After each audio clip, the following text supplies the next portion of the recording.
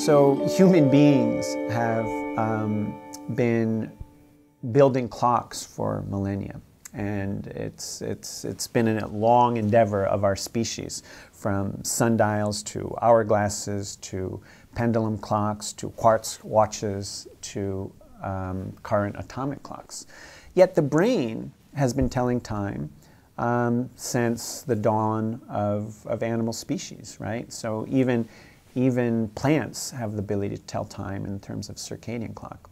So one of the mysteries in neuroscience that many people are studying is how the brain tells time.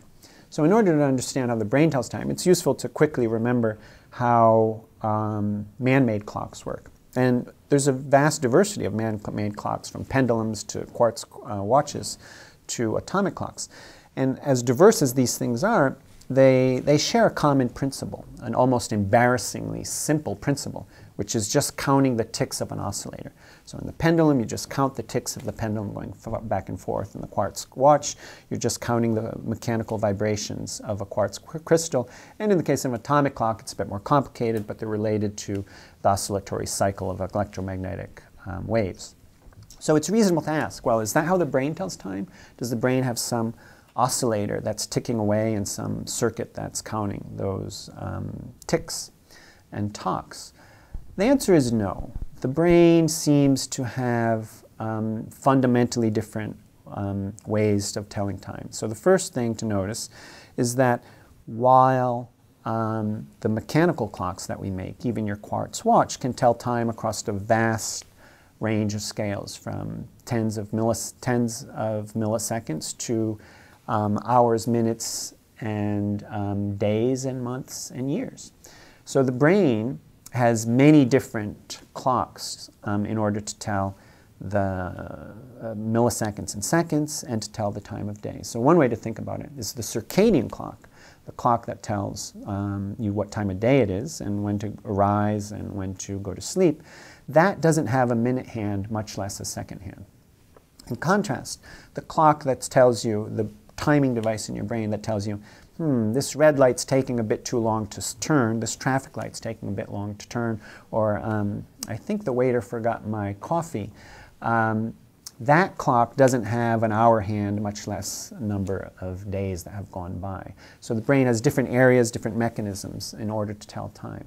We don't fully understand how the brain tells you what the tempo of a song is or when the red light is going to change. But it doesn't seem to have to do with any oscillator counter mechanism. It seems to do with neural dynamics, which is the fact that patterns of neurons are coupled to each other, neurons are connected to each other, and when you activate some neurons, that group of neurons can activate another group of neurons, which can activate another group of neurons. So you can have these evolving patterns of neural activity. And in the same way that if you throw a pebble into a pond, it can create this dynamical pattern.